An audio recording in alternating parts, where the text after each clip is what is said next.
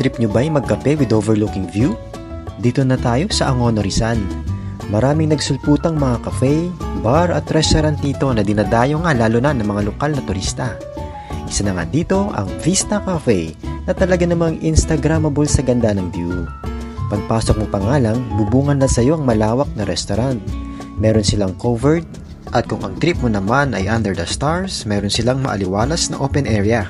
Perfect ang lugar para sa magkapamilya, magbabarkada at magpo-propose. Sana all! Marami ding pwedeng orderin dito, international at local cuisine sa halagang abot kaya.